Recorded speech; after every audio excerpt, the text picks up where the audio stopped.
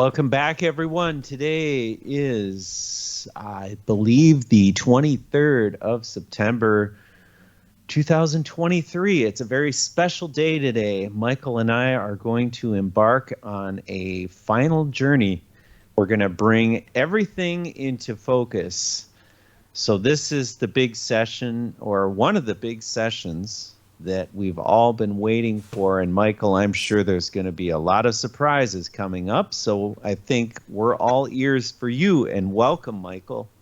Yeah, hi, Brett, and hello, dear listeners. I'm a little bit sorry that I have taken so much time to go into the subject, and if I would have known the result from the beginning, I think that I would have used some shortcuts, but so be it. So this is the second to last session to Bruce Lee. I decided to split it in two appropriate sessions so that we don't have a 3.5 hour session again, so that nobody knows what I was talking about in the beginning. I can't stand all these lies, and if you are a real Christian, then you see that you have to love all these people, but you can only feel sorry for all these liars and murderers in the world. When you see all these statues, all these honoring of Bruce Lee and all the stuff for his physical abilities, yeah, you see I have inserted here some quotes of the biggest biography is out there from Matthew Pauly, Bruce Lee Alive. John Saxon, the actor, remembers, quote, "One day I asked him, Bruce, what would you do if you were 6'4" and 190 pounds? He stopped and seriously thought about it before saying, if I was 6'4" and 190 pounds, I'd rule the world. He had great ambition. Yeah, so people are just venerating the self. It's the century of the self, or the age of the self, and self-enlightenment and all the stuff. You see, that this has nothing to do with the, I would help people or what else. It's just all about the self. But I just want to be want to explain this stuff. So if you think that you have been lied to, I think you're on the right track, because it is obvious that everybody is lying. On their own purpose, for their own good, yeah, for money, for fame, for fortune, for jobs, what else? Everybody is lying. So don't accuse the media of not doing their job. They are doing their job, but it's not the job that you supposed. Yeah, are the media doing their job? Congress is not doing their job, or they are all not doing their job. Yes, they are doing their job. It's not their job to be of good cheer and to help the people. They are doing their job to deceive the people, to lie to the people. Yeah, and the police, in that example here from Los Angeles, here from that car, it's been stated here to serve and to protect. Yes, but to serve and to protect whom? To serve and to protect the state and not the civilian. So the problem is not that they are lying, the problem is that the people don't get it. Or we all did not get it, unless we are just a little bit more older and more experienced in all the stuff. Compare that, please, to the police car in Washington, D.C. You know, Washington, D.C., District of Columbia, it is a special state with sovereignty in a state. So this is not called to protect and to serve. Yeah, this has been called the Metropolitan Police. Oh, out of a sudden, we see a slight difference here. What could it mean? What could it mean? Metropolitan means a bishop having general superintendency over other bishops of his providence. In modern Catholic use, an archbishop who has bishops under his authority. Could it be that Washington, D.C. has something to do with the church, Brett? No. Never ever, huh? No, that can't be, Michael. Can it? I'm sorry, I'm German. I do not know. Yeah. I do not know. I'm only German. That's my best excuse. I'm only German. No, I'm always the loser. Here. It's the exact same here. Yes. Yeah. So you see that they are doing their job. They are protecting their state.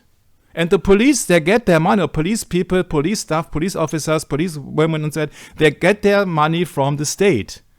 They were never the friend of the civilians. They are not your friend. They are just doing their job, and their job is to protect and to serve the state, or the hierarchy, or the Catholics, the Archbishop in Washington, D.C. Can't be that hard. They are. Their job as medium is to serve as an intermediate agency. And medium can also mean, in spiritual terms, and we are talking about here in the Catholic use of Archbishop and Metropolitan, we're speaking about a medium as a channel of communication And in spiritualism, when it is about spirits and ghosts, a person who conveys spiritual messages.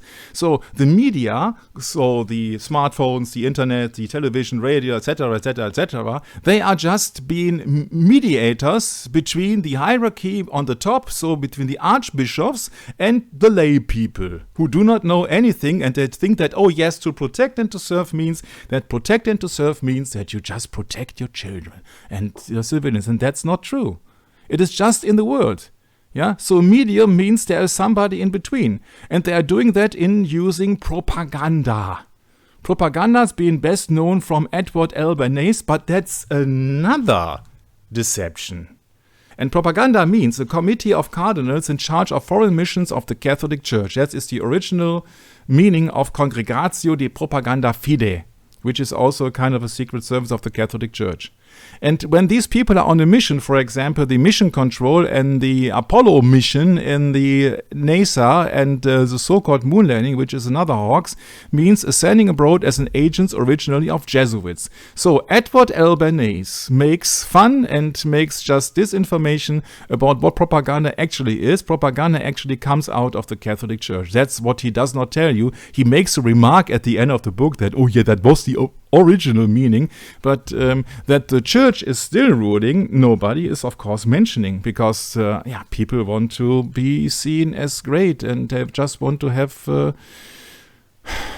decent life. Yeah, Michael, this is interesting because when you look at literary movements and you study history, you start to see how things kind of change in a way, and it's more of a sensationalism, feeding off the public mind, so to speak.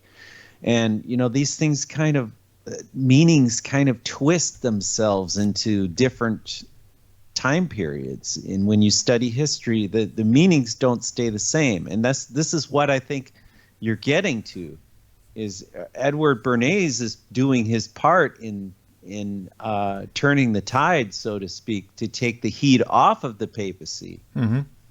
Yeah. Especially when he's just related to other people here, and he coached opera singer Enrico Caruso to become a pop star. It's the same as in the case of Kennedy, which we soon approach. Yeah, the Dallas Morning News says a club owner kills Oswald. Yes, the problem is that which club owner? Because we know that this Jack Ruby stuff was most likely a fake. So which club owner could it be? You see, they're not exactly lying, but they don't tell you the truth. They just try to mislead you. So which club owner could it be? Because that is not the scene where Oswald has been shot, apparently. But maybe you would have to ask Mr. Jesuit Clint Eastwood. Bernays worked with actor Richard Bennett, who he worked for New York American of Hearst. Bennett played in the silent film Damaged Goods of Mutual Films, later to scare audiences with venereal diseases as propaganda for sex education and eugenics. We're speaking of 1940. 1940. They are trying to put propaganda under your blanket. Where to start? But the problem is, it is actually not Edward Bernays, because there was some other guy before him. It's called Walter Lippmann, a Jewish advisor of Woodrow Wilson, who is just by accident the actor who played the American president during the First World War. Yeah, so he came up first with a book about propaganda before Edward L. Bernays came. So I suggest that Edward Bernays can be seen as a kind of deception as well. He was a member of Phi Beta Kappa, its Greek letter society, which means, ties to Freemasonry. Mm-hmm. He wrote Public Opinion in 1922, a year before Edward Bernays criticizing Public Opinion and the Phantom Public in 1925. So, you have always somebody out there, which you saw some kind of puppet or an actor who takes the blame or the fame or what else, or the shame. Yeah, but the real people are the people behind the lines. This Walter Lippmann, it's been very famous because the Tavistock Institute, related to the Beatles, for example, used his methods. He, Mr. Lippmann, combined the theories of Freud, Gustave Le Bon, so propaganda of the masses, and Wilfred Trotter, who is the one, supposedly, who came up with the herd instinct. And I was instantly remembered of the herd immunity of COVID-19. Yeah, so these are all psychological games they are playing for the mass of people who do not know that they have been programmed or they have been deceived. Yeah, Walter Lippmann used the fear of venereal diseases. Oh my, that sounds so familiar and not 100 years ago, but very quite recent, doesn't it? So Bernays used the fear of venereal diseases, and he worked for the CIA in the United Fruits campaign during the overthrow of the Guatemalan Arbenz government. You know, where E. Howard Hunt, as a CIA spy, informed us that the Jesuits have the best secret service in the world. And his daughter Annie Bernays was trained by Jesuits. So what a coincidence. My. So, you see, all Netflix has also been related to him. You see, everybody is just doing the stuff here. Everybody's doing the stuff. 1928, Bernays wrote a book, A Manual of Sorts, entitled Propaganda. In it, he laid out the specific techniques the propagandist, or public relations, on this euphemismus, could use to carefully and deliberately guide the masses. To guide the masses, it's not democracy, it's just to guide the masses. And the first part of it is very interesting because it's called organizing chaos. I said, yes, sure. You know where it all comes down in the end. Order ab cow. A Freemason theme, yes. Man. Yes. And I can tell you, I got this book and I have read this book. Yeah. Oh my, yeah. The road to hell is often paved with good intentions, yes. And you have to take note of a very interesting law or letter of the decree of the media of social communications by the Holiness, so-called Pope Paul VI, on the 4th December 1963, 2 weeks after the Kennedy assassination took place. Inter Mirifica, the Catholic Church says, an inherent right of the Church is it to have at its disposal and to employ any of these media. So all media belong to the Vatican and to the Pope. All media. So everything is controlled in the way that the Roman Catholic Church wants to have it. And that is not a new invention, because we know from the 17th century, from that German Jesuit Athanasius Kircher, Ars Magna Lucis and Umbrae, the great art of light and shadow, he just made famous this magic lantern. No? My. So where to start? You see, all the movies, television, radio, broadcast, is subject to the Pope. What do we expect? The truth? With a man of sin? Really? We have talked about this lately, the sun god and the moon goddess and all the stuff, you see, that has nothing to do with the Bible here. It's just paganism. And I'm really fed of all the stuff. This is the third commandment that nobody, it seems, in the world does not understand or does not obey. Can you read it, please, Brad? Thou shalt not take the Lord, Thou shalt not take the name of the Lord thy God in vain. For the Lord will not hold him guiltless that taketh his name in vain. This is Revelation. Therefore rejoice, yes. Revelation 12:12. Therefore rejoice, ye heavens, and ye that dwell in them. Woe unto the inhabitants of the earth and of the sea, for the devil is come down unto you, having great wrath, because he knoweth he hath but a short time. Yes. And this is just some stills of the fastest car on this earth. Looking to this, and I said, this is a prime example what this world is running, because the devil must love fast cars, because he knoweth that he has only got a short time. So people also know that they only have one life, because if they don't believe in Jesus Christ as the only Savior, they will have only this life, and so therefore they have to make the best and the most fun out of it. This is the fastest car for the so-called God of this world, who has no time or but a short time. Look at this. This now, please do this in comparison to the third commandment, that you shall not hold or take his name in vain. Yeah? My God. Look at this. Too much power. Oh my God. Everywhere, oh my God, oh my God. This world is totally lost. Because they don't know what they are doing. Enough for that short introduction. getting into Bruce Lee full. These are some quotes of the Bruce Lee biography. Let's have it. If you think that Bruce Lee had a career from a dishwasher, which is being portrayed as if, to a millionaire and to a martial arts blah blah blah idol, then I think you're totally wrong. Look at this. Victoria Peak is a mountain on the western half of Hong Kong Island. It attracted prominent European residents because of its panoramic view and more temperature climate. For nearly a century, the Chinese were not allowed to live there. The first non-European to obtain permission to build a home on the peak was Robert Ho Tang, Bruce Lee's great uncle. Any questions? Robert Ho Tang helped finance the revolution of 1911, 911, led by Dr. Sun Yat-sen to establish the Republic of China. He was knighted in 1915 for his financial contributions to the British war effort. Robert had 2 co-equal wives. When he traveled with them to America in 1908, they were kicked out of the country for polygamy. The story ran in the New York Times under the headline, 2 wives to be deported, polygamy no harm, says son of Dutch father and Chinese mother. Any questions? Any questions? Bruce Lee is a kind of nobility. It gets worse and worse and worse and worse. You see, 1911 is a really interesting year because it resembles 9/11. For example, the Royal Order of Jesters, as a male fraternal, so Freemason organization, allowing only Shriners, so Freemason in good standing, to join. Admission is by invitation only. The original meeting resulting in the formation was held on February the 20th, 1911, by Shriners in the Aloha Temple in Hawaii. Yeah.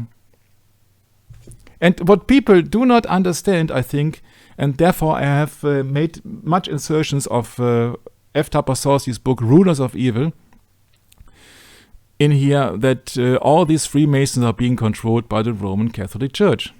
The Inquisition's effect on page 58, of course, was to send the more resourceful to the heretics, Protestants and liberals who escaped torture on execution, scurrying underground or into the burgeoning world of commerce or into regions where Protestant civilians authorities kept inquisitors at bay.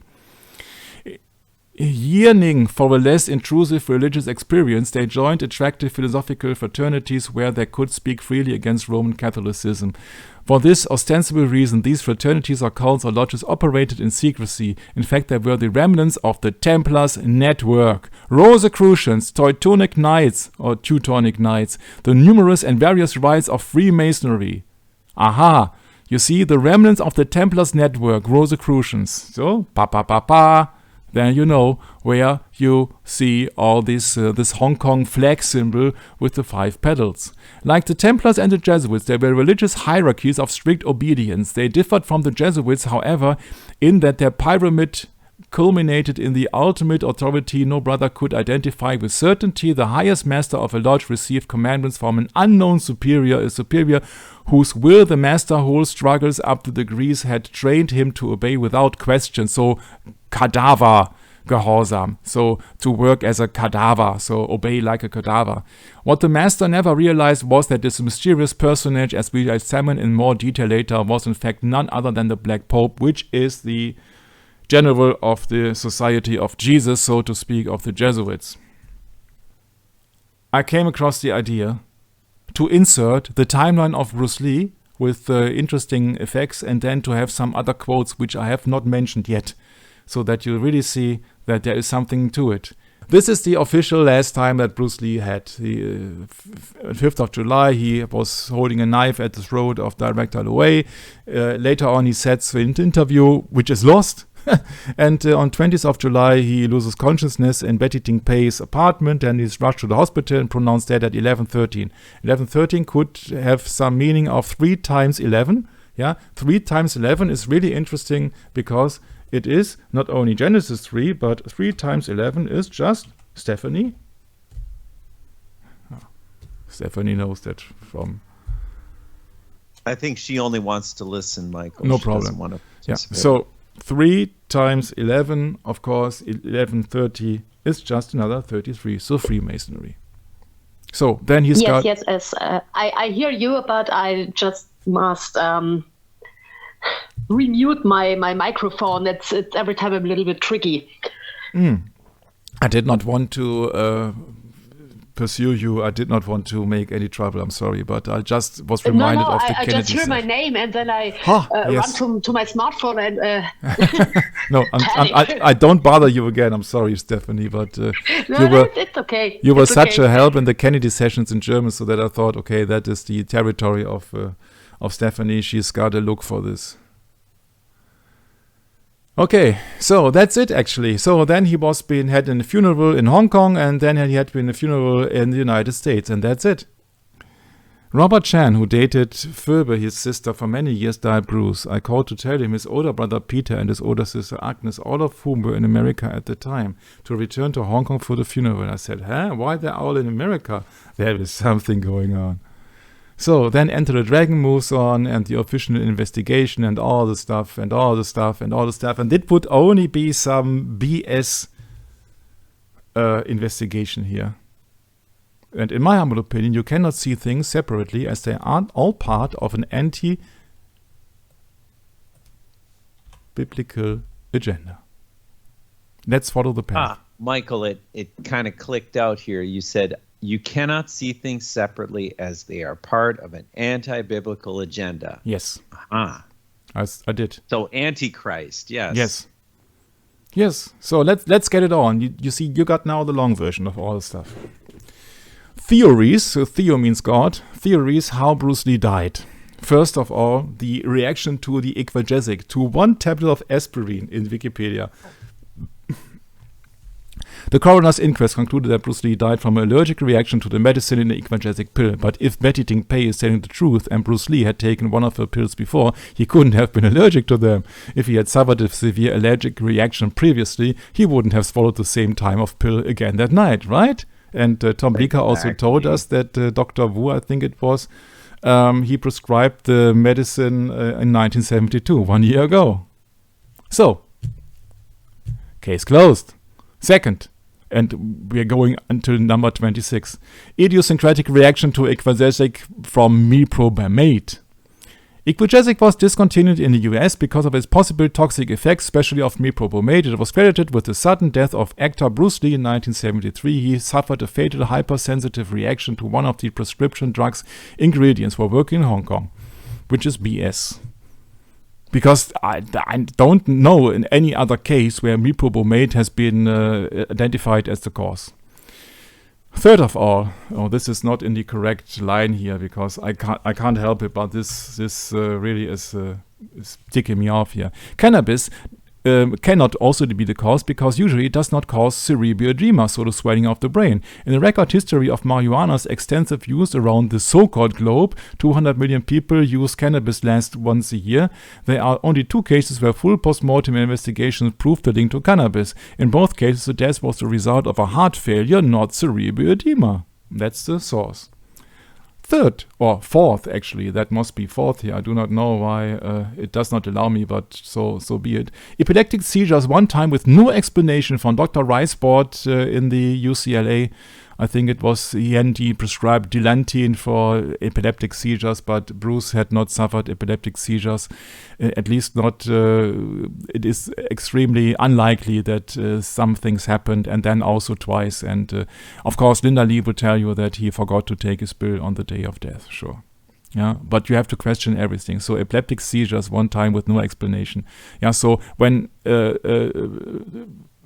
an instructed neurosurgeon, Dr. Ricebord in the United States of America, knows about an incident in Hong Kong and he does not find any cause, then he's just guessing, but it's just not any relation to his death.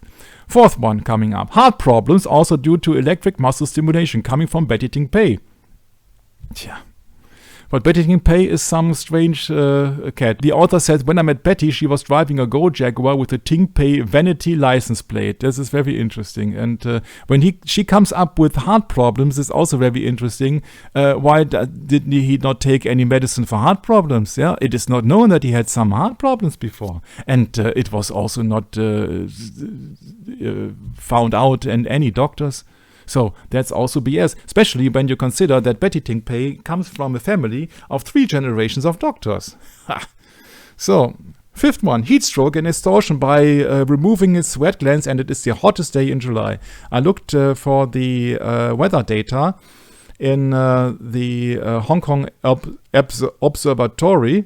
Yeah, so this is a chart from 1973. Yeah, and in the 20s, okay, we had 29.8. But you see, the day before we had also 29.8 and 29.2. So don't tell me that it is just the 0.6 difference which made him the fatal heat stroke. Come on. And also, they were not exercising, or were they?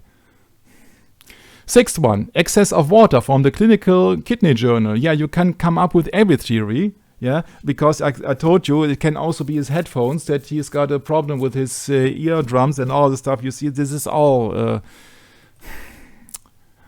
Dimmak, the touch of death, as somebody has struck him, and out of a sudden, weeks, months later, what else? He suffered from an unknown injury. This is just pure magic in Chinese paganism. Yeah. Chinese martial arts fiction, like Western comic books, is filled with magical superpowers, include the delayed death touch. By focusing one's internal energy, the key, on the vulnerable pressure point or acupuncture meridian of an opponent's body, a kung fu master who is Superman, supposedly could deliver a delayed death blow, the Chinese version of the Vulcan nerve pitch from Mr. Spock in Star Trek. Yeah. Sure, if you believe that, then great, but please then switch on to cat videos. Eighth, ninja attack by poisoning or elf. Just to be clear, there were no ninjas, teenage mutant or otherwise, roaming around Japan, let alone Hong Kong in 1973. Ninjas may or may not have been master poisoners in the ancient past, but the coroner found no evidence of poison in Bruce's autopsy. Yeah, but that is just because he could not test him for all the millions of possibilities. And also we know that the autopsy has done much too late. Days later. On purpose, I think. As for vengeful Japanese karate masters, Bruce Lee's film weren't released in Japan until after his death. When they hit the theaters, the Japanese public fell in love with them, and to this day he remains a cult-like figure in that country. So it's hard to go this way, especially with ninjas. Ninth, bad feng shui as his protection mirror. We are talking about superstitious people. To protect all the evil stuff from his home, crashed due to a typhoon called Dorothy. Yes, but the problem is it happened on July the 18th, which is another 666 reference, and also that he did not die at home, huh? He did officially then die at Betty Ting's place, or maybe she's got a crashed mirror too. I do not know. My, come on. Be realistic. 10th, family curse, at the first child of his parents have died. The problem is you have to believe that too. And the problem is that the family curse does not match because his sister, Shannon, lives, and his brother also lived. Michael, that's a misspelling. It says family course. It's got to be curse, right? C-U-R. Ah, thank you so much. Yeah. Yeah, so family curse, yes. Okay, 11th one, overtraining, low fat level, see heart problems, it's the same. Yeah, why must it occur at Betty Ting's Bay apartment? Yeah, let me guess. Why must it occur in a dubbing room where he did not exercise? So, come on. Makes no sense. So, 12th one, allergy to hashish. South Chinese man suffer blood vessel problem, says his own physician, Dr. Langford. I can't make something out of this. Yeah, because I have never got this road, and I find it highly unlikely. I will also tell you why, because then nobody would think about any conspiracy or any rumors or any what, if it would be so clear that it's just an allergy to hashish. Nowadays, 50 years later, come on. So, because many people, also Chinese people, are having hashish daily. So, come on. It absolutely makes no sense, especially when it all does not add up to the kind of problems. Why should he then have a blood vessel problem in the brain and not elsewhere? So I don't go this road again. I have only heard it from Dr. Langford, and it's the only time I heard it. 13. Too much sex. Donatello, King of Kung Fu, page 88. If you could die from too much sex, it would be mankind's favorite way to commit suicide. The only young, healthy people who ever perish right after sex are teenagers in horror movies. Bruce died of a cerebral edema, not a heart attack. The autopsy did not find the presence of Spanish fly or other aphrodisiac in his system. Oh, could not because it was a delayed autopsy. Oversexed is a moral condemnation parading as an explanation. I go this too because I don't think it has something to do with this.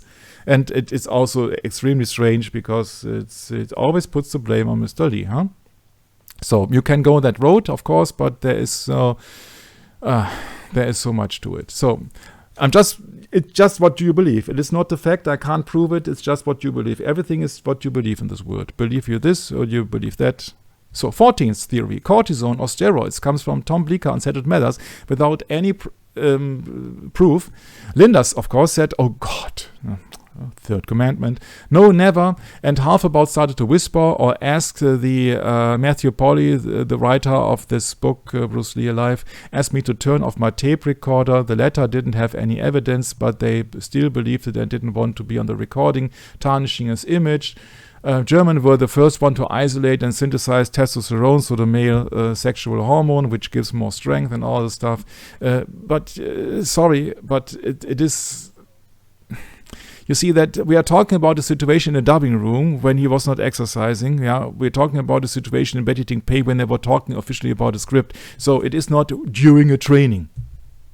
You can imagine, yeah, maybe it's during sexual intercourse, but it's just that's just you. One further piece of evidence against steroid abuse. In Bruce's autopsy, the coroner notes that both of his testicles were of normal-sized. Steroid abusers experience an atrophy of their testes. This is partially untrue, because it is part of the dosage of the doses. So how much testosterone you would apply to the system, they normally would not shrink. So nobody has it absolutely correct, including us. So 15, tainted cannabis, Bay Logan, either accidentally or intentionally. Nobody knows a thing. That's the same with the hashish or the same with anything. Nobody knows. You can imagine, but nobody knows. 16, cocaine, either alone or together with cannabis, comes from Mr. Rizzo, the death of Bruce Lee. So that he took cannabis and cocaine, I think it's more likely, and there are letters, drug letters too, but nobody knows if that is the reason for his early demise. 17 reason. Poison by hydrochloride comes from Tom Bleecker while reading a manuscript from somebody who has channeled Bruce Lee's ghost. That is hilarious on its own. Interesting enough, the poisoning by hydrochloride is also the method of favor in the 007 movie From Russia with Love, who was the last movie supposedly that John F. Kennedy had seen, and has been officially been applied as the overdose of barbiturates together with hydrochloride in the case of Marilyn Monroe. Ha ha, interesting. 18. Poison by a Chinese expert herbalist comes from a quote of Ed Parker in Tom Bleecker's book Unsettled Matters. We do not know how many experts there are and how many herbalists there are, but there are almost infinite number of possible poisons. And you can, of course, include this, what I have found is arsenic, which I have not mentioned here. My own stuff I have not mentioned here, too. 19th, foul play means murder in any case, mafia, trials, what else comes from Tom Bleecker, Unsettled Matters. 20, poison by snake venom comes from Tom Bleecker, T-Money. 21, a thug attack and a children's, there is a H missing, my American colleague would tell me. A thug attack at a children's playground comes from Fan Mei Sheng. The problem with Fan Mei Sheng is he is, of course, an actor and a member of 14K Riot. 22nd, killed at the Enter the Dragon set at the tennis field attack by numerous attackers, which I have a highly funny time with because you see that both events happened after the set has been left. So you see that in July, Enter the Dragon had been filmed 3 months ago. So I don't think so. But it's just... I'm just lining it up here. 23rd, killed by Run Shaw comes from the strange case of Mr. Dapperman, who's just posting the New York subways with all the posters. 24, Bruce Lee will return 10 years later, making a 10-year sabbatical in the meantime. That's 25th. An acupuncture needle has been placed below the skull. Comes from the former bodyguard of Muhammad Ali, believe it or not, George Dillman, who later is now being a practitioner of Dim Mak or the touch of death. Yeah. 22nd, a brain tumor comes from Charles Lowe. 27, Bruce Lee lives. And 28, maybe it was full moon. So what do you believe? It's just up to you. Maybe it was full moon. Yeah, you see, you got at least 28 or 29 different theories about it. Oh. Can you imagine? 28 takes the cake, yeah. Yeah. So, speaking about the poison, in any case, it's very interesting because in the book Rulers of Evil from F. Sorcery, we were just reminded there was a Pope Clement who forbid the Jesuits had been poisoned, most likely. Pope Clement died. He was 69. He had suffered the last year of his life in severe depression. It was said with morbid paranoia over assassination. His corpse decomposed rapidly, feeding rumors of death by poison. Rumors which his famous last words tended to confirm. Mercy, mercy, compulsus feci. I was compelled to do it, meaning the forbidding, so the restraining of the Jesuit order. So nobody knows exactly what there were, but also in the case of a 33-day reigning Pope, please help me out, Brett, in 1978, that was Pope. Oh, yeah, Pope John Paul I. John Paul I, thank you, yeah. I always have the problem with all this John Paul. I don't know his name, though, if you're going to ask me what his birth name is. It does not matter. Does not matter. So these are all the theories I could find up to now. So let's sort everything out. So when it happened after finishing Enter the Dragon, so his big movie with Warner Brothers, and after the life insurance policy was getting activated. I know, little typos everywhere. Where it happened in Hong Kong. Hong Kong was a former British colony in China. Means a fragrant port, very important or infamous for drugs. So drugs would be one likely scene. How and why? See where. Yeah, so because Hong Kong, so either drugs and money. In Hong Kong is both drugs and money. So it could be drugs issues, money issues, and who. So then who did it?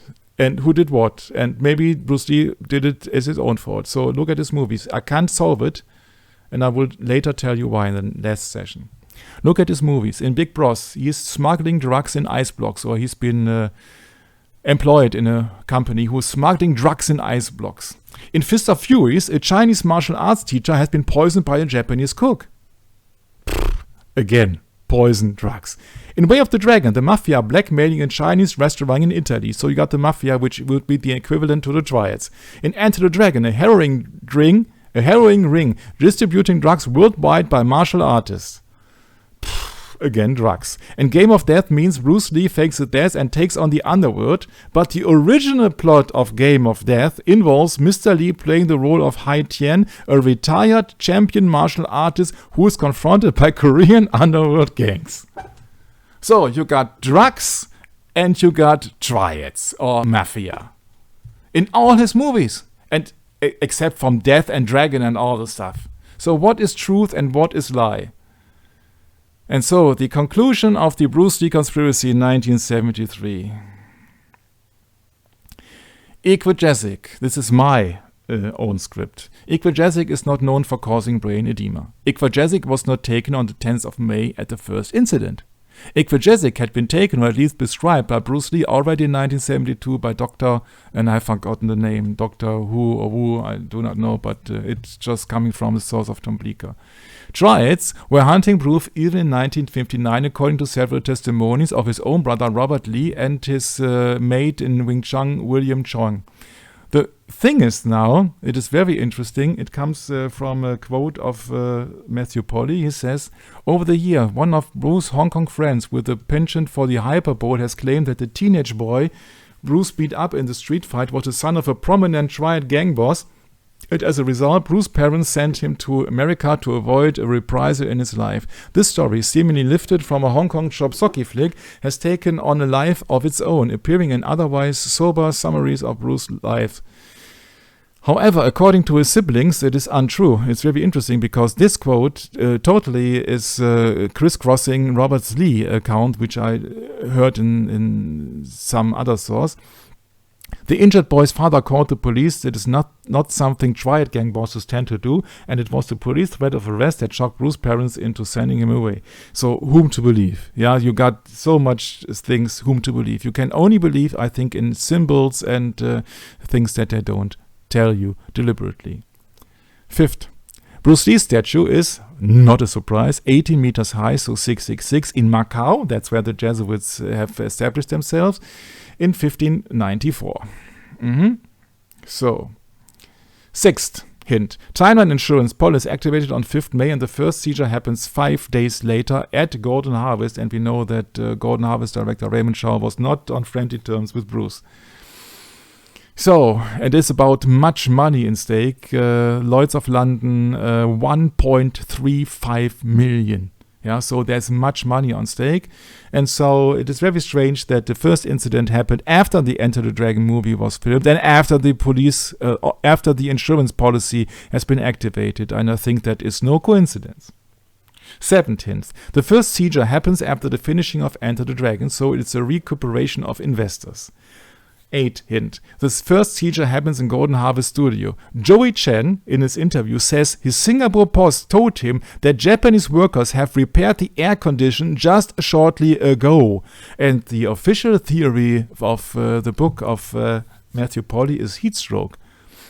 So that would totally contradict Joey Chen on that item here.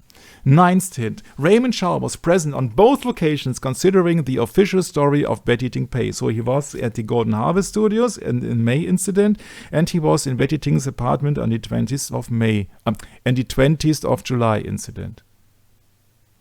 10th hint. Raymond Shaw introduced Betty to Bruce Lee. What a coincidence, as both have some ties to Taiwanese, and Raymond Shaw has ties to the CIA as well.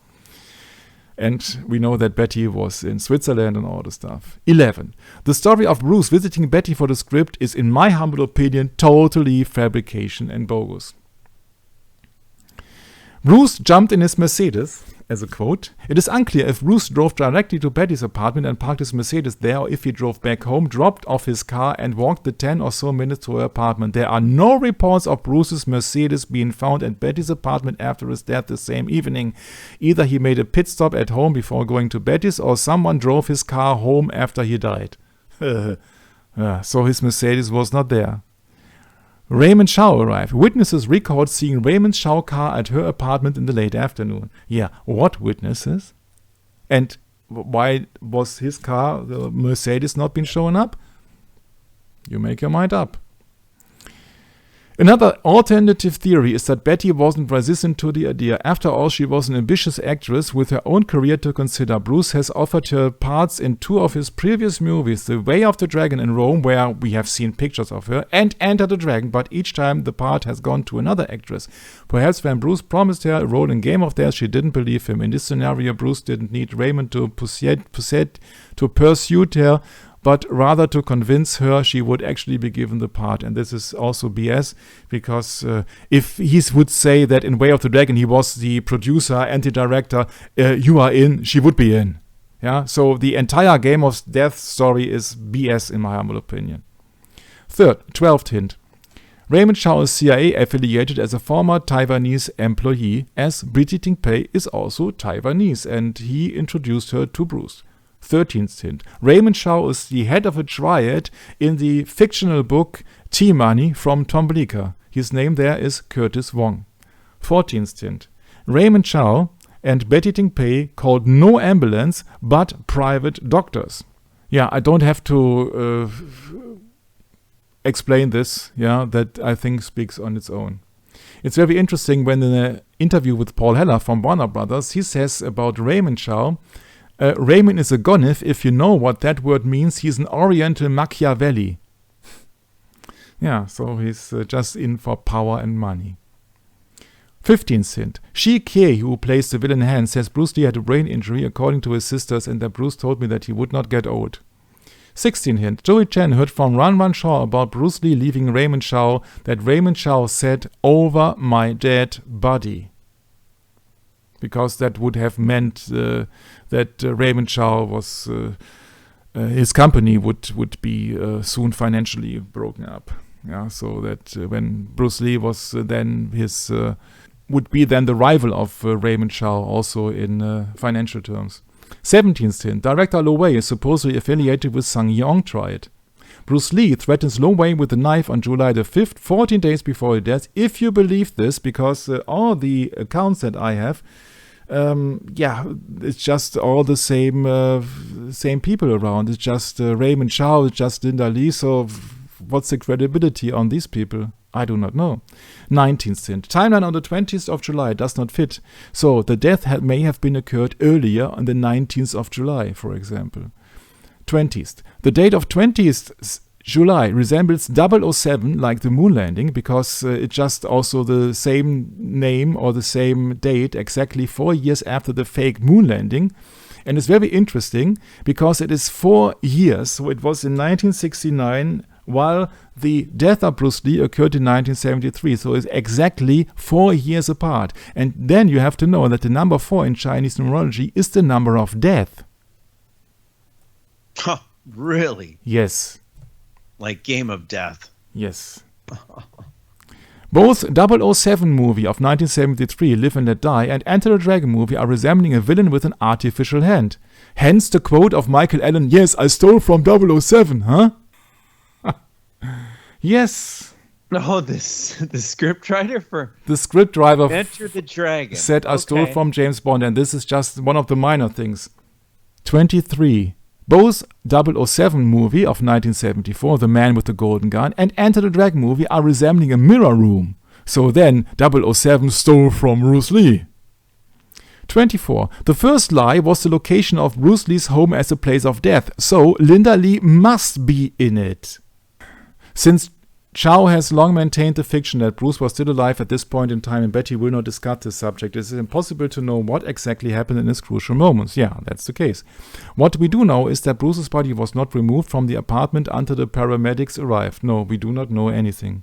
We do not know anything, because we have no accountable witnesses. 25th. Letter to Adrian Marshall on July the 20th seemed to be a forgery, providing Linda and Adrian Marshall full access to the Bruce Lee property. 26th. Tom Bleecker, the second husband, claims that Linda Lee had a long-year affair with the lawyer Adrian Marshall, who was fired for unknown reasons by Bruce 1 year ago. And then you see then the letter as a forgery makes just even more sense. 27th. The timeline on the 20th does not match, as there are different versions of Raymond Chow, Linda Lee, Betty Ting Pei as the police and trial, and I have the copies of these trials here. 28. The 20th of July seems to be a symbolic date. Fake moon landing, fake Hitler assassination. 29. The frame set on 20th of July, there is nobody at Lee's home. When Charles Lowe visited at 6:30 or a bit later, there are only 4 stuntmen at the gate with Brandon. One said, "I don't think that Bruce Lee will come back. This Betty Ting Pei story is a frame." Yeah, it's just a frame. It's just a story. Yeah, the stuntman would be plausible due to another account of Billy Chan. I forgot that, but I think it was last session. 13th hint. Drug have been ruled out as a trial, most probably due to the insurance policies in favor of Linda Lee. 31. Linda Lee was giving false testimonies regarding the drug use of Bruce Lee because there are so-called drug letters of a gram measure on drug letters that she wrote, and is therefore one of the main suspects. The question is who profits. 32. Linda Lee alibi was go shopping with Rebo Hoy, which is the wife of singer Sam Hoy, who is also under contract of Golden Harvest Raymond Chow. How convenient. So nobody knows where Wu Gan, the butter, was also on 20th of July. He received $55,000 by Golden Harvest and did some Golden Harvest movies. Later, Bob Baker, his drug dealer, received $10,000 by Golden Harvest. Very, very suspicious. 33, and this goes on and on. Triads were extras in Enter the Dragon. There was at least one fight where an extra was getting into a hospital, and Bruce Lee, if I remember correctly, paid a 4 or 5 figure sum. So there was hostility. 34. Bruce wanted to take stuntmen out of Hong Kong. Stuntman means triad business, and Bruce Lee had a contract with Warner Brothers, which was priority number 1, chief aim, to become the first Oriental superstar in the United States, to supersede Steve McQueen, and not to become the first Oriental superstar in Hong Kong. So the goal was clearly towards the United States. 35. There was a third very young man in Betty Ting Pei's apartment. This comes from a testimony of the ambulance guy Pak Tang Sung at trial, which never was questioned by the court. So nobody knows officially who that guy was. A note in the book, Bruce Lee, the biography, says, when Chow received a call from a hysterical Betty, nobody knows if she was hysterical. You see that they can come up with anything. Telling him that Bruce wouldn't wake up, it seems likely that Chow planned to repeat the same process while he was at a payphone on the side of the road. He probably called one of the Golden Harbor stagehands who had helped him carry Bruce previously and asked the young man to meet him at Betty's apartment. Once Chow and the young man arrived at the apartment, they realized Bruce was already dead.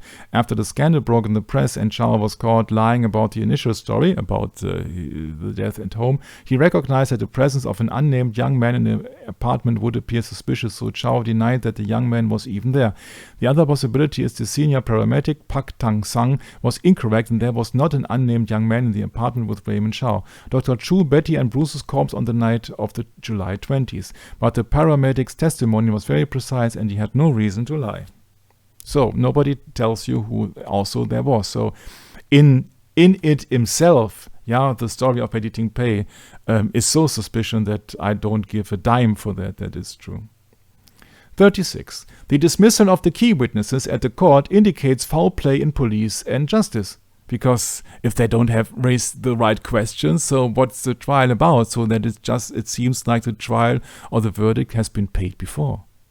37. The fleeing of Police Superintendent Peter Godbe as the head of the Hong Kong police 6 weeks before the Bruce Lee death, so for corruption, on a 6-figure scale on 8th of June 1973 shows the amount of corruption. Hong Kong in summer 1973 was a paradise for criminal activities, and that does not end when it comes down to murder. 38. The relation between Ted Thomas as a possible informant with the current police chief at a party on July the 20th has been mentioned. I can't remember who Ted Thomas is. So much information. 39. Police and trials were exchangeable according to the testimony of Michael Chan Wei Ma in a 40K riot and a buddy of Bruce Lee. 40th. The Miramar Hotel, the meeting point of George Lazenby, Raymond Chow and Bruce Lee and Betty Ting Pei was called Michael Chan Wei Ma Street 14K riot. So does it mean that meeting a 007 means that there are some secret societies involved? As 007, George Lazenby is just a signal that now it gets very serious because Secret Service is involved, because Lazenby has only been known for his appearance as an actor in a 007 movie. 41. The company Stasi, which Bruce Lee wanted to sue, was a front for the 40K riot of Michael Chan Wei Ma. And there you see all the problems. So that Bruce Lee wanted to sue the company where one of his so-called friends that tried Michael Chan Wei Ma is highly affiliated because officially he was the number 2. So what about being friend or foe? 42. The banner upon the coffin in Hong Kong displays a star sings in the sea of arts, and you got there star and sea. So that is a hint that there could be an involvement in the death of Bruce Lee in the form of the 14K riot. Or because the Stasi company is just a front of these trials. 43. The face in the coffin is not comparable to the picture in the morgue because the eyebrows are intact and it looks not like the real thing. 44. James Coburn said it doesn't look like Bruce, it looked like a mask. 45. Arms crossed, muscle bloated, fingers and toes in cramp, according to the testimony of Wong Chong Nuong, who was the real Wing Chun teacher of Bruce Lee. The damages on Bruce's face can be interpreted as symbolic urgent due to Chinese superstition of the eyebrows. Both facial injuries are on the left side of the face. The murder, if there was any, must occur before his friends like Sterling Siliphant arrived in Hong Kong on, I think, the 21st of July. 46. Same forensic pathologist, Professor Thier, as in the case of Jimi Hendrix in a similar case of Scotland Yard. Involvement of Dr. Thier, Scotland Yard, indicates the involvement of MI5, MI6, military intelligence, so Secret Service, and the involvement of Freemasons as well. And we have one testimony of, I can't remember, who said there was an experienced senior paramedic who received an extremely high sum to forge his testimony. 47. Polanski, Roman Polanski, Betty Pay, Switzerland, Kim Jong-un, Freemason connection, as well as CIA Manson murders via Sharon Tate, Laura Canyon, the Wrecking Crew, Bruce Lee.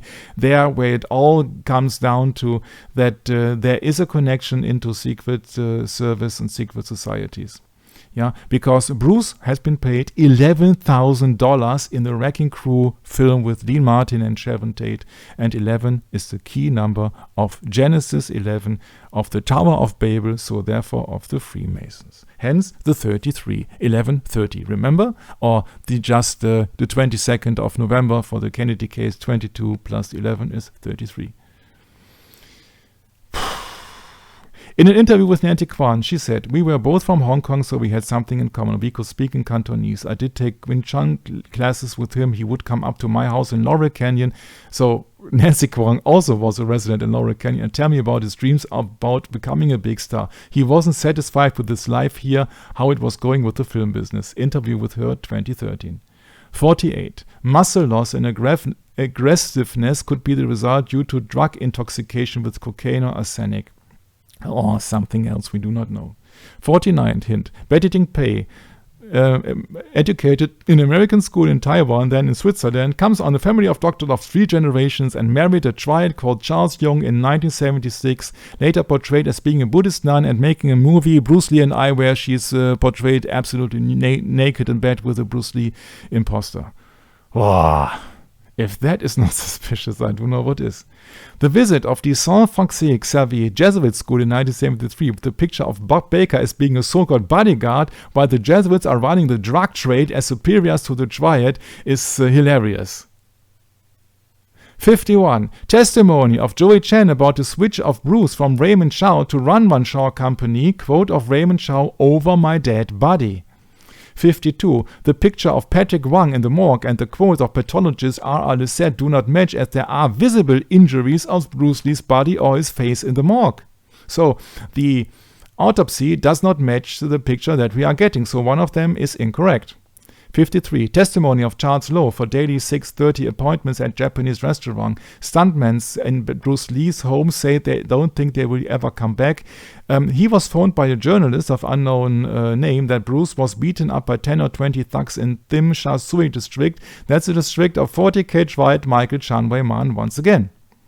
54. Triad involvement, hit on the head, can lead to brain edema, comes from Fan Mei Sheng, and Bei Logan has reported that. And Fan Mei Sheng is affiliated to 40K Triad once again. The problem is these people are boxers, kung fu specialists, and they are also members of a Triad gang and actors, so whom to believe?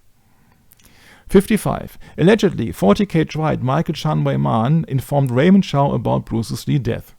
56. The missing last interview in Hong Kong of Ivanhoe sits for interview in the TV show Enjoy Yourself Tonight a few days before Bruce Lee's death, in my humble opinion, is totally unlikely. Remember, this is a world star and this is his last interview and nobody can find it.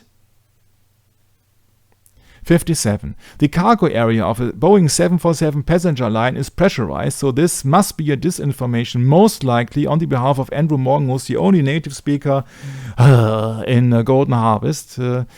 The Golden Harvest is very interesting also because it's a company of Raymond Chow, and in an interview of Andrew Morgan, Morgan added to Matthew Polly, being head of the production requires a certain flexibility with the truth.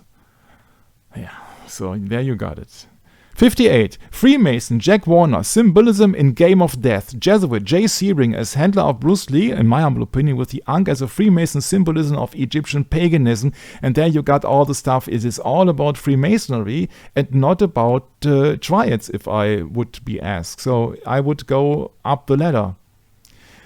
59. Golden Harvest Company, later been sold and later been called Orange Sky Golden Harvest, and we know that orange is the symbolic representation of the number 33 in Freemasonry and also has something to do with death from the movie The Godfather, which happened in 1972, 1 year before Game of Death.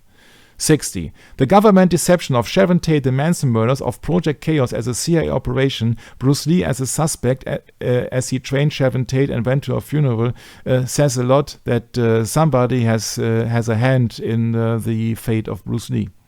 61. Several sources claimed about the idea with the broken mirror afterwards. So the very famous scene in Enter the Dragon, giving the very limited amount of budget for Enter the Dragon, who financed the mirrors and who was the final authority into deciding to prolong the movie and its budget. And you won't find any consistency here. All two death attempts happened in Hong Kong. In USA, he was examined to have a body like an 18-year-old. Remember, 666. It is something related to Hong Kong which killed him. In his childhood, he was wanted from the triads, which is denied by Matthew Polly, which is one reason to leave Hong Kong, so ship to San Francisco in 1959, which I doubt highly, and you will soon see why. 63. Roman Polanski's movie The Tenant depicts the wrong timeline in the Enter the Dragon Bruce Lee fight, so maybe he does know a little bit more than he's telling us. In the case of Roman Polanski, I would not be astonished. 64. The death of his son Brandon Bruce Lee while filming the movie The Crow. So, Mr. Lee filming The Crow, so Crowley, with a .44 caliber is the same numeral coincidence like the injuries in the picture, in the movie, in the mirror room, in Enter the Dragon. So it is a resemblance, most likely, of the Phoenix ritual of Crowley. The ritual is part of the Book of Lies, and the 20th of July in European format is 2007, means 2 times 007. And it is no wonder that Aleister Crowley is not only a Satanist and occultist and what else, but also has, at least in the First World War, worked for British intelligence, means Secret Service, means that he is a James Bond on his own. So these were 64 hints against heat stroke and against 1 tablet of aspirin in Wikipedia. And you won't know, and I don't know how much time that went into this. So this is all, everybody is lying here, everybody has an alibi, everybody is telling you something, but nobody knows anything. The coroner's report ruled out murder by physical violence, and the blood test ruled out murder by poison. Sure, if you have an autopsy 3 days later and the picture of the morgue does not fit, then you see that is from the Matthew Polly book, and now please read very carefully. Despite this, belief that Bruce was killed by somebody, be it ninjas, death touch, kung fu masters, or Raymond Shaw, remains prevalent. Any murder theory rests on the assumption that there was a massive cover-up that included the coroner, his entire office, the government, chemists, etc. There has never been a shred of evidence of a cover-up. To the contrary, the coroner, Dr. Lisette, went to great lengths trying to discover the cause of death, even going so far as to write to the United States Armed Forces Institute of Pathology. If he had been involved in a widespread conspiracy, Dr. Lisette would not have wanted to draw attention to the case from an outside party like the US Army.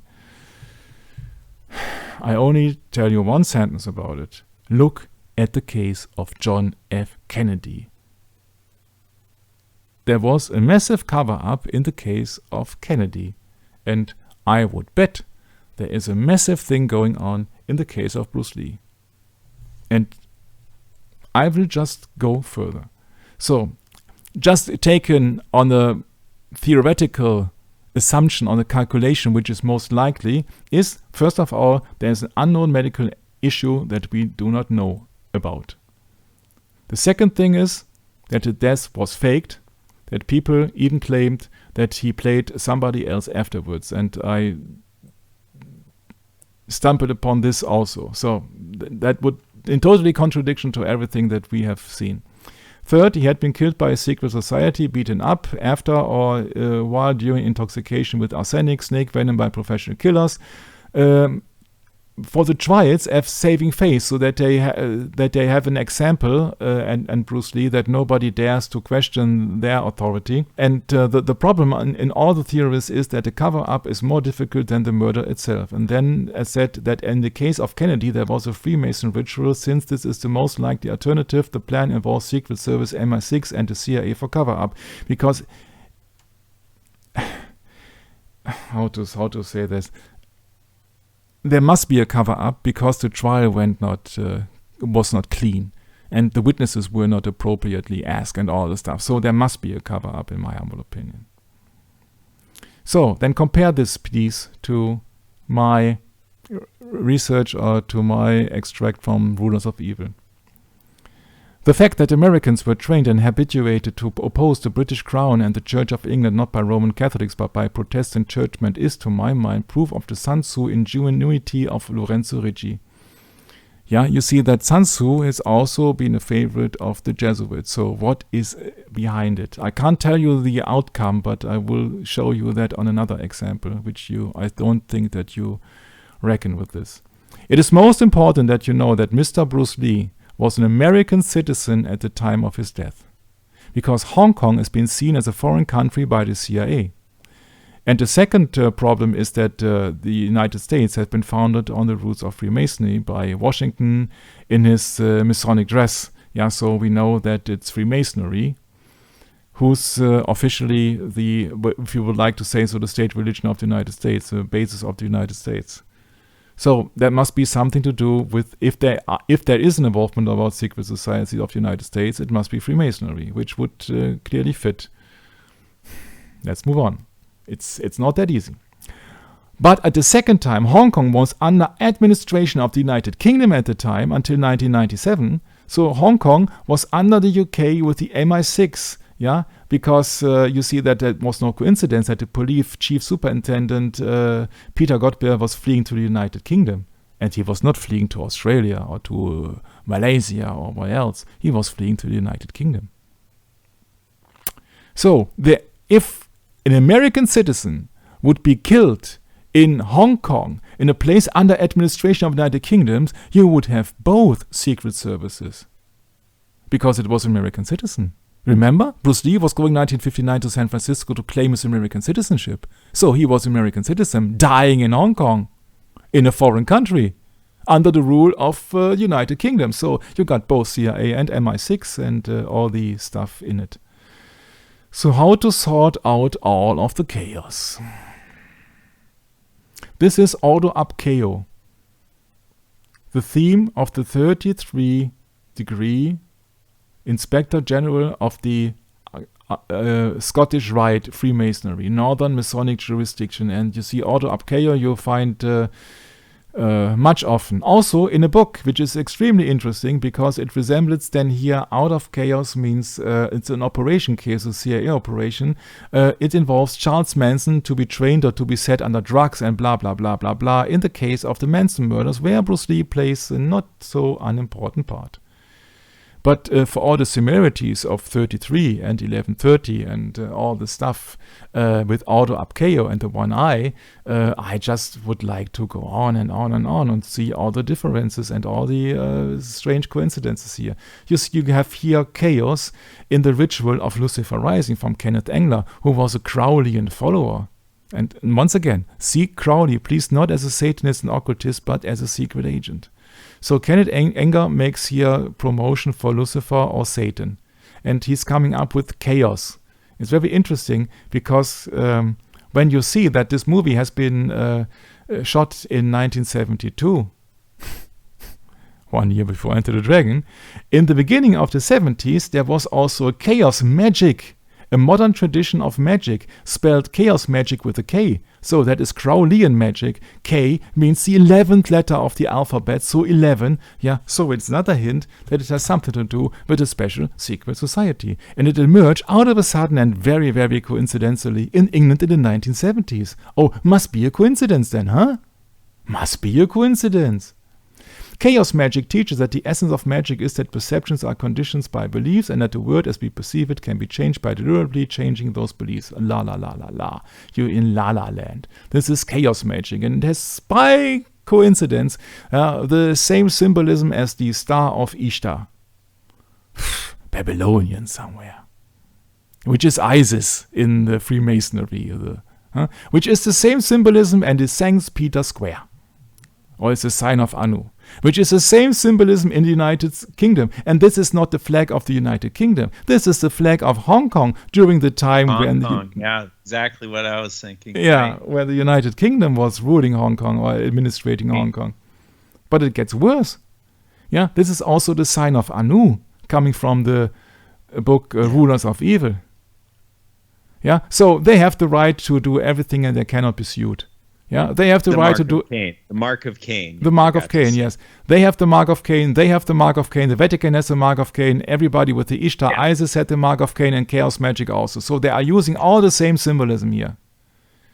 Pope. One of the popes even made an admission about it. I think it was Pope Paul not Pope Paul. Pope John Paul the 23rd or so. No, it was the Polish one. That preceded Paul. Pope John the 23rd. Mm-hmm. John the 23rd made a statement about it. Yeah, you are totally right. This is coming here from the book Rulers of Evil. It's the mark of Cain.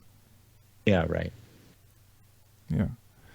So here on this page, I can't tell, on Rulers of Evil, it says Martin Luther seeing that learning against learning. So the people in the media, in the kindergartens, in the school, they all learning against learning. They learn usual stuff, but they do not learn the truth. Martin Ratio Luther, studiorum, right? Yeah.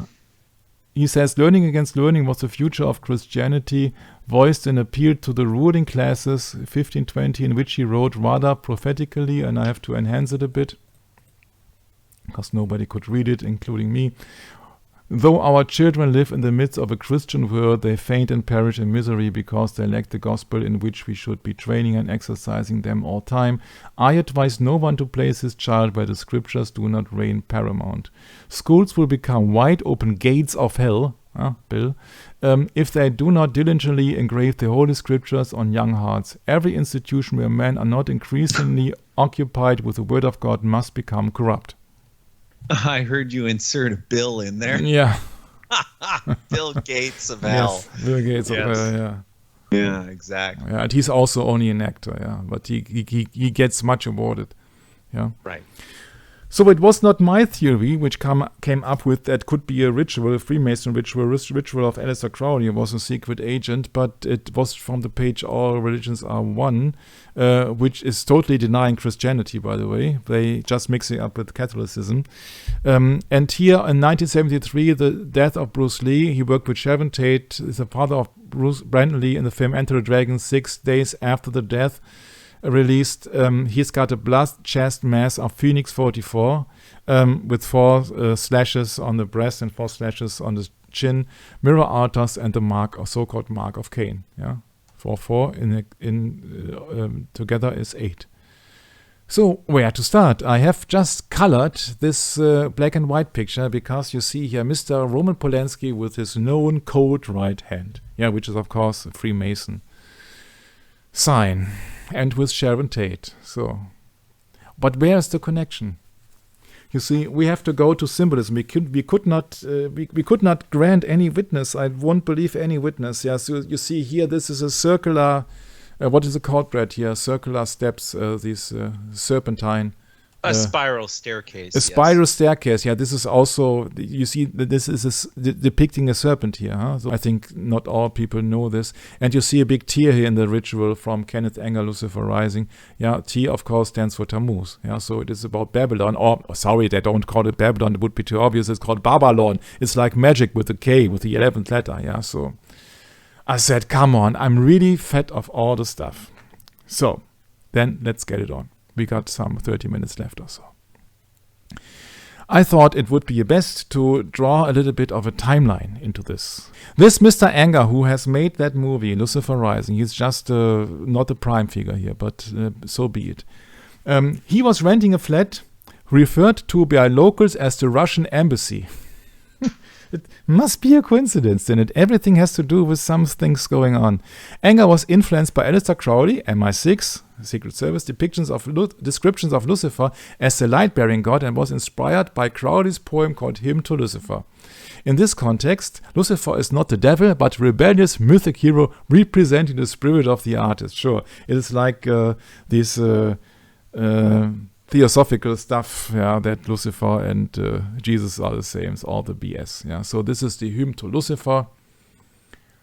You don't have to know it, but it has something to do with the Garden of Eden, of course. And I'm not going into this, but the last part is important. The key of joy is disobedience, which sums it up, Brad, too, of course. Do what thou wilt. Right, exactly. I thought, okay, when everything is an agenda, then everything must have a connection. It's like a chain.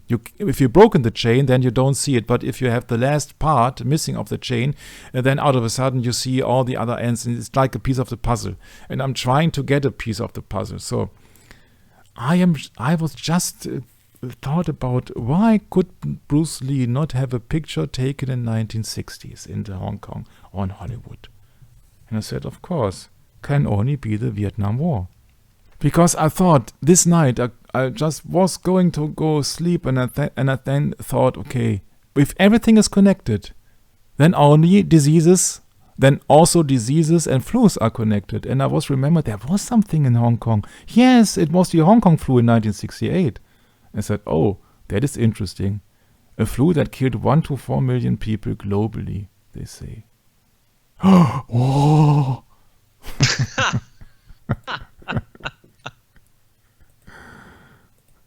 So Skull and bones, eh? I thought, okay, then just try to put everything together, which I would have need to have a secretary to do this. So on 15th November 1966, after the production strain of a vaccine became available to the Hong Kong flu, the first batch of 110,000 doses of vaccine was released. I said, oh, another 11, huh? What a coincidence. Okay, so Mr. Kenneth Engler, who is promoting a secret agent called Alistair Crowley, is traveling to Britain in 1968, where he's looking for potential new financiers, and he meeting John Paul Getty Jr., Getty Pictures, who would become a key patron, and we know that Getty is a Jesuit. And I said, yes, of course. Of course. Of course. Can't be any other way. But there is something which I have not mentioned yet, and this is coming up now. Because these are the little details coming from Bruce Lee Fighting Spirit by Bruce Thomas. A week before Bruce was due to return to Seattle, when it was 1960s, Lee Hoi-chung, his father, decided that Bruce at the age of 22 should now be circumcised. Even more astonishingly, Bruce agreed, returning to the apartment one day walking carefully.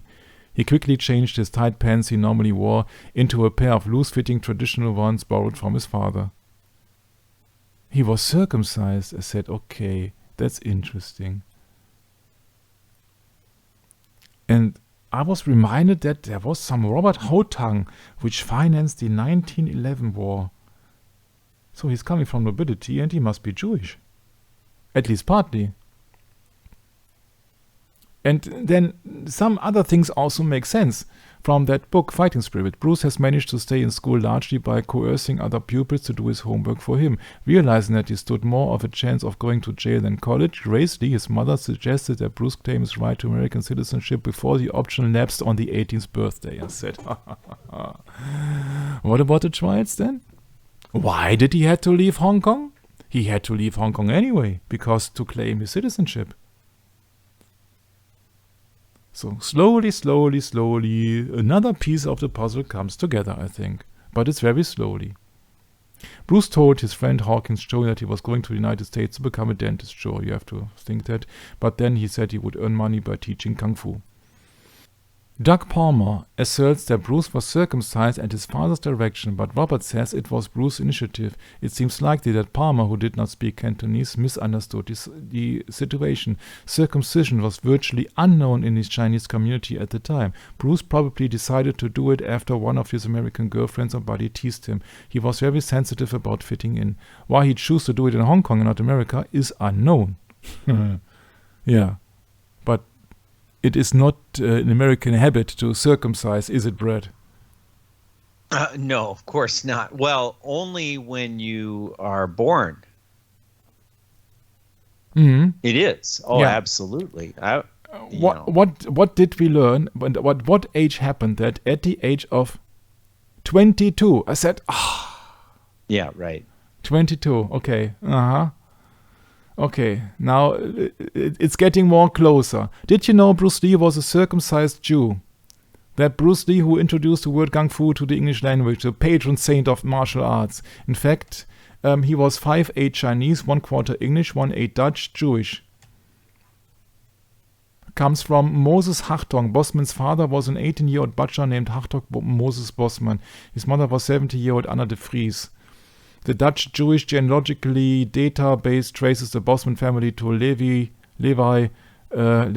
Jacob Bosman, who was born in Germany around 1700. Bruce's mother's Grace Ho was a member of a wealthy Eurasian family, the Hong Kong equivalent of the Rockefellers. And there goes your theory about Bruce Lee's career from a dishwasher to a kung fu idol. Her maternal grandfather, Moses Hartog Bosman, was a Dutch Jewish tycoon who had made his fortune in Chinese coolie trade. Coolie trades are slave trades and were being called the pig trade because of their living conditions. Huh? What a philanthropist, huh? Now, then remember, please, that the big studios about cinema are founded by Jewish Freemasons as a distraction, supposedly coming from poor immigrants from Eastern Europe. For example, the Polish Benjamin Warner from Warner Brothers. And I said, okay, these are Jews. Bruce Lee is circumcised Jew. Roman Polanski is a Jew. They are all under false flag because Bruce Lee wrote to William Chong, at the present time I'm taking courses from the University of California. By the way, I'll be getting a degree in philosophy. There is no evidence that he ever took another college course after he withdrew from the University of Washington, and he certainly never got a degree in philosophy. That he would conduct this story, who was from William Chong, who was his older martial arts brother, indicates a certain degree of embarrassment on Bruce's part that he failed to graduate from college, so he was not that big philosopher. Many of these passages of quotes were mistakenly ascribed to Bruce Lee himself rather than the original author. This fact-checking error gave the impression that Bruce was a genius philosopher rather than a simply well-read student of philosophy. Many of these Bruce Lee quotes still circle the internet. Yeah. For example, Bruce Lee was quoted with, "The key to immortality is first living a life worth remembering." The actual author was Saint Augustine. What must be a coincidence then, huh? In addition to reading his books, Bruce went on to Krishnamurti's public talks to the Santa Monica Civic Auditorium. So there goes your big philosopher.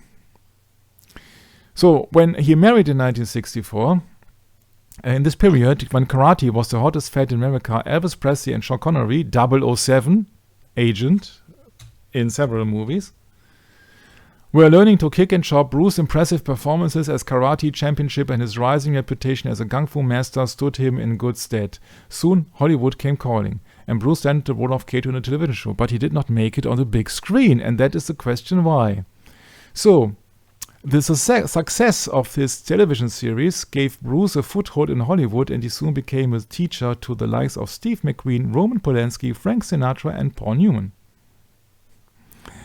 A side note of Steve McQueen. Steve had floods of women, recalled one of his girlfriends. He was always looking for the next pleasure, the next conquest. He was self-centered as a kid on Christmas morning, yet he had such vitality. He was much fun to be with. I found myself drawn in. In 1973, Hong Kong doctors questioned Bruce Lee about his cannabis usage. He told him that Steve McQueen introduced him to the drug. James Coburn has claimed credit for being the first person to turn Bruce onto pot when he was interviewed for the documentary Curse of the Dragon. Both actors smoked pot with Bruce. Since McQueen was a client before Bruce, it seems likely that Steve was first. And we know that Steve McQueen was US Navy.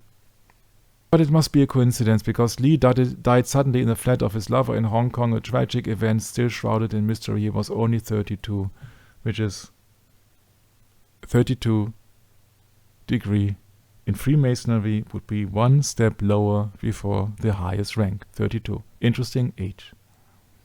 Must be a coincidence. In a letter Bruce wrote to Jay Sebring, the murdered hairdresser, in early March, he informed Jay he planned to arrive in Los Angeles somewhere around March. He needed to be in town prior to a scheduled appointment for a private acting lesson in March 21st, 66. Bruce's letters to Jay that the extent of his role became clear. Almost all of Bruce's Hollywood students, Victor Moen, Steve McQueen, James Coburn, Sterling Siliphant, were Sebring's clients. Jay opened the door into the inner sanctum. That's why I suggest that Jay Sebring was the handler of Bruce Lee. He managed all the contacts for Bruce Lee. It's been clear here. In Bruce Lee conversations, reflecting back on her husband's decision, Linda Lee said, quote, "He could have become a millionaire opening a chain of kung fu schools. He didn't feel it was the right thing to do because to learn his type of martial arts takes very personal instructions," unquote. I think it is not. He was supposed, as a Jew in a Jewish community, I think he was supposed to go into the movies. That's my suggestion, and it gets worse. Partial credit for the concept should also go to Ed Parker, who was already charging celebrities like Elvis Presley huge sums for private lessons. Besides poaching many of his senior students, Bruce clearly copied Parker's business model. So he could have made it with a chain of kung fu schools, but he did not want it. So there goes also the theory down the drain that he has his main life, or his main goal was money, Brad. Mm-hmm.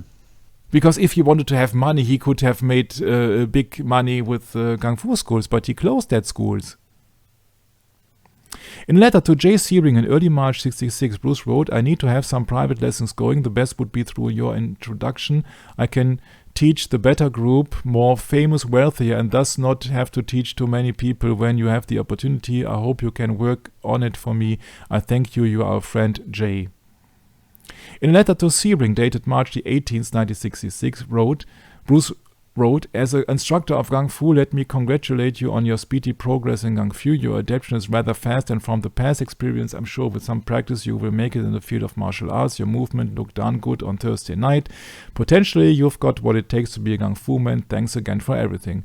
But then, at the same time, you have to think that it will turn on. I don't want to spoil it now.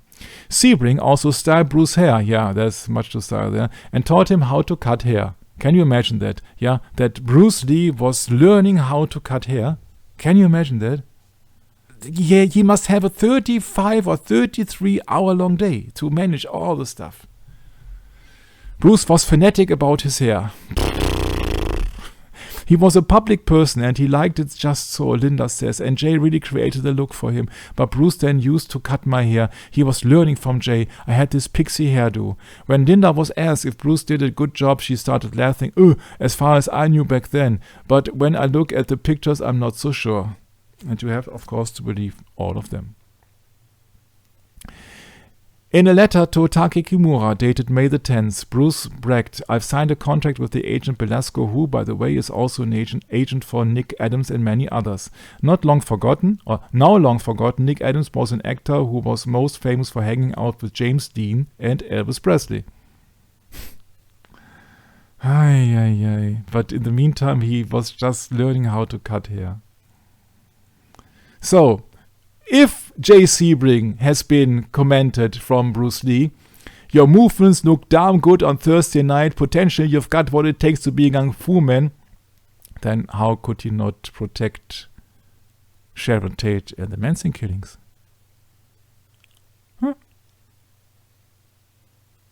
Well, the problem is that you are being surrounded by liars everywhere.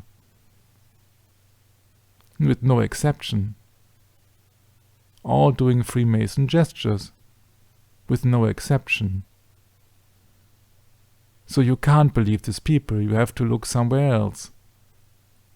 Yeah, and you can even combine it with the Manu Konuta. It's great.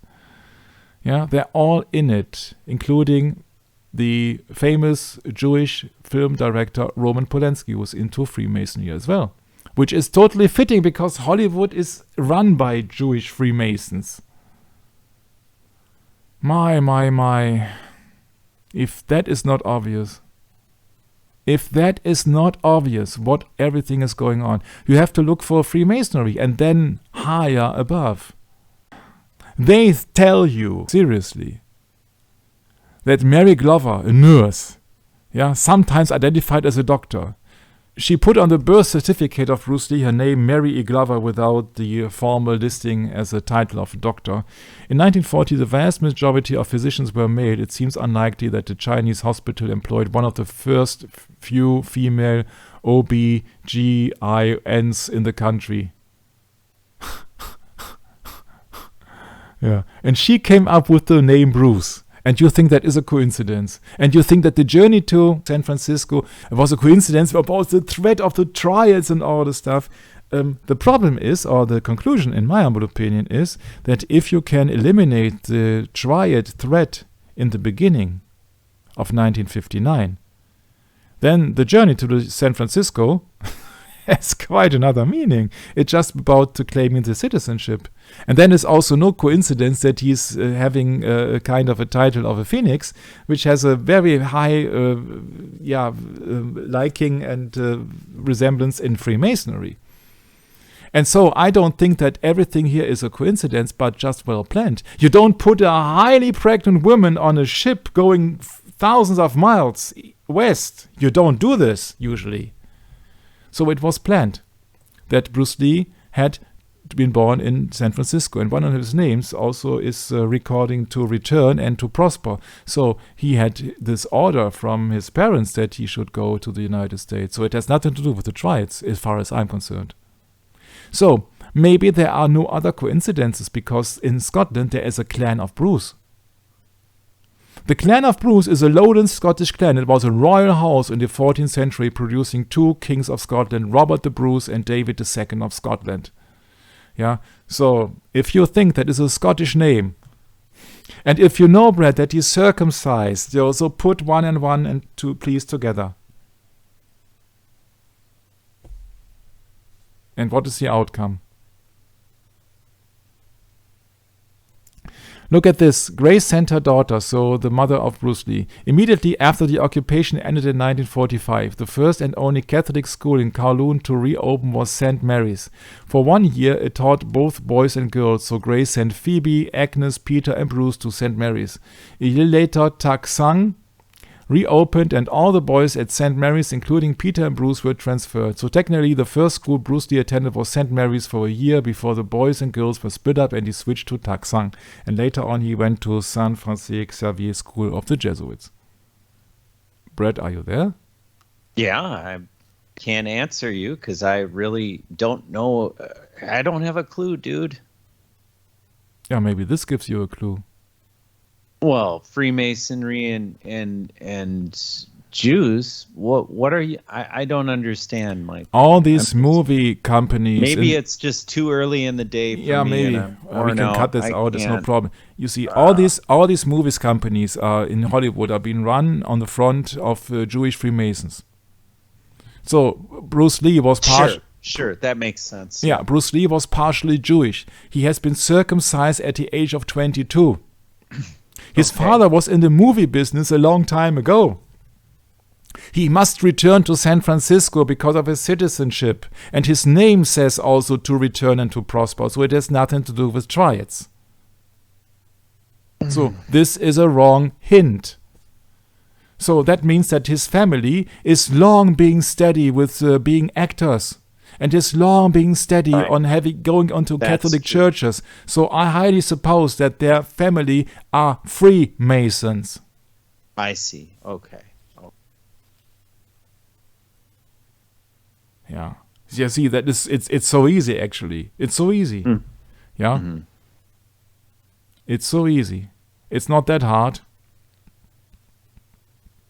And so then Freemasonry are running all the rituals and all the stuff in the United States. What does that mean? You see that we are talking about the Apollo ritual, Apollo 11, not 1, not 11 ritual, about the fake moon landing. These people are mostly into Freemasonry or Boy Scouts and all this stuff. Yeah, so this NASA also is a space agency run by the Jesuits. On the outside, it's been run by Freemasons. It originated by Antichrist figure Jack Parsons, leader of OTO, who was a follower of Aleister Crowley. You see, it all then fits together. It works closely with Nazis, Operation Paperclip, and Scottish Rite family Disney, 666. That's why I was telling that, in my humble opinion, Disney has a foot in the moon landing. Yeah, I think that Disney at Scottish Rite Freemasons would be one of the most likely alternatives. Apollo 7 and Apollo 8 are then being activated. Notably, the crew of Apollo 8 received the vaccine on the Hong Kong flu on the 3rd December prior to their mission later in month. Yeah, If you have followed the session from the get-go, you know that it has something to do with sending out Jesuits, and everything here is a deception. Everything is a deception. Apollo moon landing ritual with the 32-degree Freemason Buzz Aldrin. 33-degree Freemason. Freemasons and Knight Templars, we know there is a connection. We have talked about that last time. And soon we will come into another approach of another researcher. I will introduce him next time. It's very interesting when we know that his father of Bruce Lee, then he was being pictured in a movie called Hundreds of Birds Adoring a Phoenix. What a coincidence, huh? So I suggest that the family of Bruce Lee has ties to Freemasonry. We have taught in a recent book by Matthew Polly that Bruce Lee was circumcised. He tells us that it was done after he moved to America to attract American girls. You mean the money and the fame and the marble chiseled physique were not enough to get any girl's attention? Lee was a rich kid movie star even before he left Hong Kong. He was in over 20 films before he was 18, and his father was also a big-time opera star. He became so committed, from the Daily Mail, to his new life in America that he even got circumcised while on a trip home to Hong Kong. Bruce explained what he had done to his family by dropping his pants for them to see. When asked by his brother Robert as to why he did it, Bruce said, "It's what they do in America. I'm American, I want to look the part." And that is a totally fabrication and a lie. On the trip home to Hong Kong, they had a duty-free surgeons on the airport lounge or what? These rags really want us to know that he was circumcised and that it was definitely done as an adult. I'll tell you, as an adult man, you couldn't pay me to have my peep chopped, so I'm not buying it. Yeah, when you then see that all this lineage, it comes up to that he has Jewish ties. And then it is no wonder that they're using as an idol. It's also very interesting that he was not a peace-loving guy. In Disciples of the Dragon, Bruce used a gun once to rescue his brother's girlfriend, Eunice Lamb. When her landlord was insulting and threatening her, Bruce came over in a rage with a Colt in his hand. As soon as the landlord saw the pistol, he bolted from the apartment. Yeah, there's another hint that Bruce Lee was not back down. That is his nickname called Mo Si Ting. Sorry. So, as Bruce was born, he was given the girl's nickname Little Phoenix. As to the diversionary tactic, and his ears were pierced to further confound the evil ones. He was born in the year of the dragon and the hour of the dragon, etc. The morning in the hospital, his mother decided to use the American spelling of Lee instead of the Chinese Lee, naming him Li Yunfan, which means to go back or to return to. One of the Chinese characters of his name signified San Francisco, all of which implies that his mother thought his son would one day return to America, and more specifically, San Francisco. How accurately she prophesied. Yeah, and you believe it, yeah? It was planned in the beginning, so that she would have the child in the United States. A nurse at the hospital, though the name was still too Chinese, and decided him to call Bruce Lee. Don't buy that fairy tale. I don't buy that. That is not a fairy tale. It's all been planned. When he began his early career in film, he was given yet another name that reflected his birth year, or Little Dragon, which in Chinese is Li Su Long. Even in Hong Kong, he is often called by that name. Still, he continued to use the name Yunfan in the transcript, and his stay at the University of Washington shows his name to be Bruce Yunfan Lee. One of his names is Never Sit Still. One of his names is Going Back to San Francisco. One of his names is Bruce, as the clan of Bruce. Yeah, and all we believe are circumstances and coincidences, and it has nothing to do with his nickname called Little Phoenix. Yeah, he enters the underworld becoming as the Phoenix is a part of a Freemasonry ritual and an Aleister Crowley stuff as well. So welcome to the new normal, which is Satanism. Yeah, that everybody is just obeying orders, don't ask any questions, and it is just the same as people just putting on 666s here together with COVID, the new normal. It's just not normal. It's just not normal. So we are closing down the session. It will not reveal so much, but you have a summary of all the stuff that we did do. Once again, Grandmaster Ed Parker must have known this when shortly after Bruce's death he was quoted as saying, "Many of us do not know the inner thinking and secrets of the Chinese herbalists. They have herbs for medicine and they have ones we have never heard of poison. I believe it was foul play that killed Bruce Lee." And my answer is, in either case it was foul play, as actors are liars. Liar, liar, pants on fire. And I don't think that you would suggest that next time, what next time will come up. I apologize for my bad English. I'm also extremely tired, but so be it. You are looking here in the second to last session, and we are approaching the last session quite rapidly. And you won't expect the conclusions there. I think it was a Freemason stuff which went on in the case of Bruce Lee. I don't have any other suggestion at the moment. And then I ran into some things which I was constantly shaking my head, and you will see that next time. So thanks so much for having me. Don't forget to read your Bible, and handing it over to my beloved brother Brett. Thanks, Michael. Yeah, I'm right here with you. Been listening the whole time. And yeah, I think we're ready to hear it, Michael. So hope to see everyone next session. And God willing, we'll get these all up on the internet. And God bless. Bye-bye for now.